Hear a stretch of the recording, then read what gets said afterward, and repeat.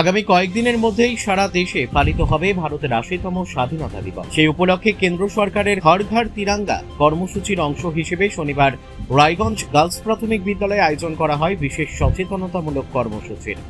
এদিন বিদ্যালয়ের ছাত্রছাত্রীদের নিজের হাতে জাতীয় পতাকা তৈরি করার প্রশিক্ষণ দেওয়া হয়। গেরুয়া, সাদা ও সবুজ রঙের কাগজ, আঠা সহ বিভিন্ন উপকরণ ব্যবহার করে কিভাবে সঠিকভাবে জাতীয় পতাকা তৈরি করতে হয় তা হাতে কলমে শেখান বিদ্যালয়ের শিক্ষক অর্জুন স্যার।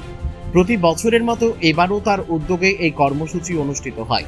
বিদ্যালয় কর্তৃপক্ষ জানায়, শুধুমাত্র জাতীয় পতাকা তৈরি শেখানোই নয়, ছাত্রছাত্রীদের মধ্যে জাতীয় পতাকার প্রতি শ্রদ্ধা, সম্মান এবং দেশপ্রেমের মূল্যবোধ গড়ে তোলাই এই উদ্যোগের মূল উদ্দেশ্য। পাশাপাশি প্রত্যেক ছাত্রছাত্রীকে বাড়িতে নিজের হাতে জাতীয় পতাকা তৈরি করে স্বাধীনতা দিবস উদযাপনের জন্য উৎসাহিত করা হয়। বিদ্যালয়ের এই উদ্যোগে ছাত্রছাত্রীদের মধ্যে ব্যাপক উৎসাহ ও আনন্দের পরিবেশ লক্ষ্য করা যায়।